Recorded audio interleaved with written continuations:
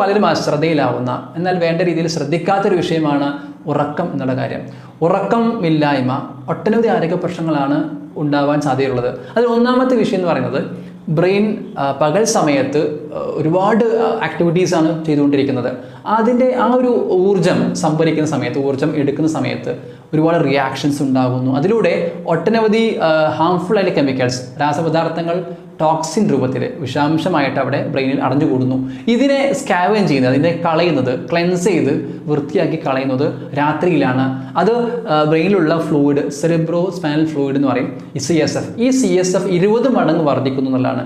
So വേണ്ട രീതിയിൽ ഒരു ഉറക്കം കിട്ടാത്ത ഒരാൾക്ക് ഈ കെമിക്കൽസ് അടഞ്ഞു കൂടുന്നതിനെ ചെറുക്കാൻ സാധിക്കുകയില്ല. മാത്രമല്ല രാത്രിയിലാണ് ഇൻഫർമേഷൻ ഗ്യാതറിങ്, അതായത് പഴയതും പുതിയതുമായിട്ടുള്ള ഇൻഫർമേഷൻസ് ലിങ്ക് ചെയ്യുന്നത് രാത്രിയിലാണ്.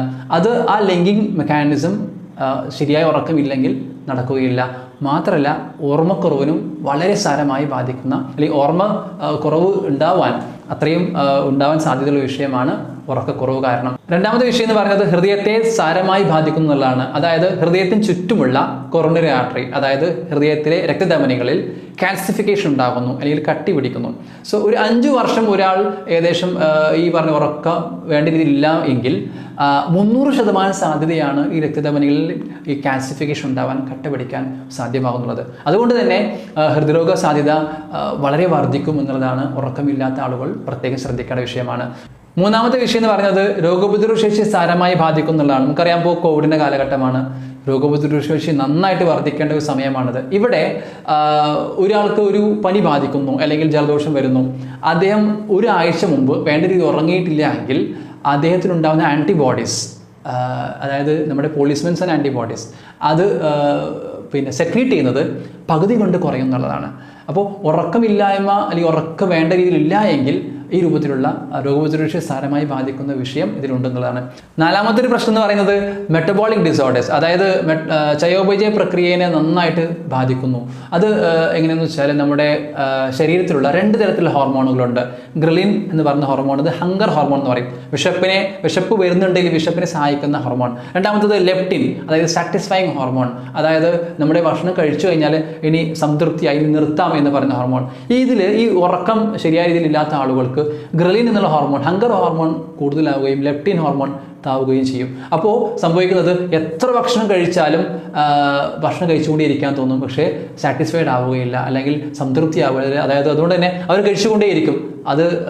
അതുകൊണ്ട് തന്നെ ഒരുപാട് ആരോഗ്യ പ്രശ്നം അതുകൊണ്ട് ഉണ്ടാവാൻ സാധ്യതയുണ്ട്. മാത്രമല്ല ഇൻസുലിൻ്റെ എഫക്ടിവിറ്റി കുറയുന്നു. അതായത് ഇപ്പോൾ ഡയബറ്റിക് പേഷ്യൻസിന്, അതായത് ഷുഗർ, പ്രമേഹ രോഗികൾക്ക് അവരുടെ ഇൻസുലിൻ വേണ്ട രീതിയിൽ പ്രയോജനപ്പെടുത്താത്തൊരവസ്ഥ ഉണ്ടാവുകയും അവർ ഷുഗർ വർദ്ധിക്കാൻ കാരണമാകും. മാത്രമല്ല ഈ ഡയബറ്റിക്, അതായത് ആരോഗ്യമുള്ള ആളുകൾക്ക് 3 ആഴ്ച, നേരത്തെ ഒരു പഠനം നടത്തിയിരുന്നു, 3 ആഴ്ചയോളം നല്ല ആരോഗ്യ ദീർഘാത്രമായ ആളുകൾ ഉറക്കം വേണ്ട രീതിയിൽ ഇല്ലാത്ത ആളുകൾക്ക് ഏകദേശം ഒരു പ്രീ ഡയബറ്റിക് ഫേസിലേക്ക് പോകുന്നൊരവസ്ഥ ഉണ്ടായിട്ടുണ്ട്. അതായത് പ്രമേഹത്തിന് തൊട്ട് മുമ്പുള്ള ഫേസിലേക്ക് വരെ അവരെത്തിയിട്ടുണ്ടെന്നാണ് 3 ആഴ്ചയുടെ ഉറക്കക്കുറവ് കാരണം.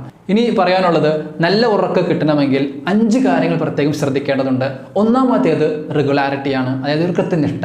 നമ്മൾ ഉറങ്ങുന്ന സമയം കൃത്യമായി നമ്മളൊന്ന് കണ്ടുവെക്കണം. അതായത് പലപ്പോഴും നമ്മളൊക്കെ അലാറം വെക്കാറുണ്ടല്ലോ എണീക്കാൻ വേണ്ടിയിട്ട്, പക്ഷേ ആരും ഉറങ്ങാൻ വേണ്ടിയിട്ട് ടൈം അലാറം വെക്കാറില്ല. പക്ഷെ നമ്മളൊരു അലാറം വെക്കണം. ഒരു 10 മണിക്കാണ് കിടക്കുന്ന ഒരാളാണെങ്കിൽ 9:30 അലാറം വെക്കുന്നത്, അരമണിക്കൂറിനുള്ളിൽ അയാൾ കിടന്നിരിക്കണം എന്നുള്ളത്.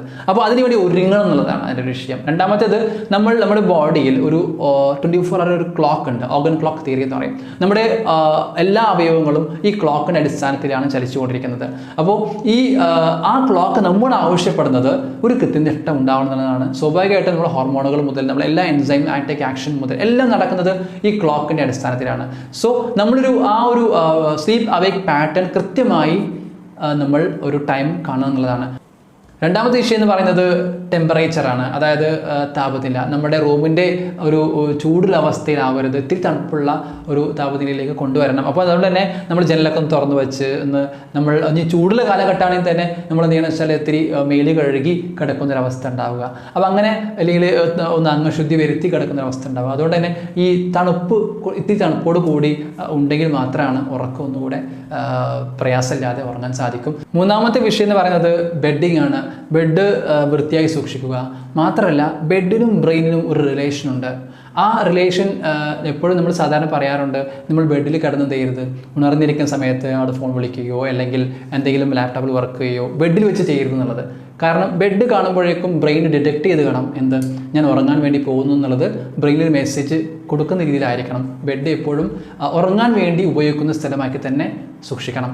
നാലാമത്തെ ഒരു വിഷയം എന്ന് പറഞ്ഞാൽ ഡാർക്ക്നെസ് ആണ്. അതായത് അന്ധകാരം സൃഷ്ടിക്കുക. അതായത് നമ്മൾ കിടക്കുന്ന റൂമിൽ നല്ലൊരു ഡാർക്ക് റൂമാക്കി മാറ്റുക എന്നുള്ളത്. അത് പ്രത്യേകം ശ്രദ്ധിക്കേണ്ടതെന്ന് വെച്ചാൽ നമ്മുടെ ശരീരത്തിൽ മെലറ്റോണിൻ എന്നുള്ള ഹോർമോൺ സെക്രീറ്റ് ചെയ്യുന്നത് കൂരിട്ടിൽ കിടന്നുറങ്ങുമ്പോഴാണ്. കാരണം നമ്മൾ ഉപയോഗിക്കുന്ന സീറോ ബൾബ് മുതൽ ചെറിയ ലൈറ്റ് മുതൽ മൊബൈലിൻ്റെ ടോർച്ചിൽ വെളിച്ചം പോലും മെലറ്റോണിൻ എന്നുള്ള ഹോർമോൺ സെക്രീറ്റ് ചെയ്യാതെ പോകും. ഈ മെലറ്റോണിൻ ഹോർമോൺ സെക്രീറ്റ് ചെയ്യുമ്പോഴാണ് നല്ല ഉറക്കിലേക്ക് ഒരാൾക്ക് പോകാൻ സഹായിക്കുന്നത്. മാത്രമല്ല മെലറ്റോണിൻ എന്നുള്ള ഹോർമോൺ സെക്രീറ്റ് ചെയ്തിട്ടില്ല എങ്കിൽ ഒട്ടനവധി ക്യാൻസർ വരാനുള്ള, അതായത് ബ്രസ്റ്റ് ക്യാൻസർ പോലുള്ള ക്യാൻസേഴ്സ് വരാനുള്ള സാധ്യത ഉണ്ടെന്നുള്ളതാണ്. അതുകൊണ്ട് തന്നെ ബ്രസ്റ്റ് ക്യാൻസർ വരാൻ സാധ്യതയുള്ള ആളുകളെ പുതിയ പഠനത്തിൽ പറയുന്നത് ബ്രസ്റ്റ് ക്യാൻസർ വരാൻ സാധ്യതകൾ ഉള്ളവരെ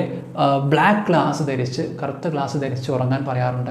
കാരണം അത്ര ഇരുട്ടായിരിക്കണം അവർ ഉറങ്ങുമ്പോൾ മെലറ്റോണിൻ സെക്രീറ്റ് ചെയ്യുകയും അതോടുകൂടി നല്ലൊരു ഉറക്കം കിട്ടുന്നൊരവസ്ഥ ഉണ്ടാവുകയും ഇങ്ങനെയുള്ള ക്യാൻസറുകൾ അല്ലാതെ സൂക്ഷിക്കാൻ സാധിക്കും. പിന്നെ രാത്രി ഉറങ്ങുമ്പോൾ തൊട്ട് മുമ്പായിട്ട് കുടിക്കുന്ന ചായയോ കോഫിയോ അല്ലെങ്കിൽ ആൽക്കഹോൾ ഡ്രിങ്ക്സോ അങ്ങനെയുള്ള മദ്യങ്ങളോ ഒരിക്കലും എന്ത് ചെയ്യരുത്, ഈ ചായ കാപ്പി പോലത്തെ പാനീയങ്ങൾ നമ്മൾ ഒഴിവാക്കുക എന്നുള്ളതാണ് പ്രത്യേകം ശ്രദ്ധിക്കേണ്ട അഞ്ചാമത്തെ കാര്യം. ഇത്രയും കാര്യങ്ങൾ പ്രത്യേകം ശ്രദ്ധിക്കണം.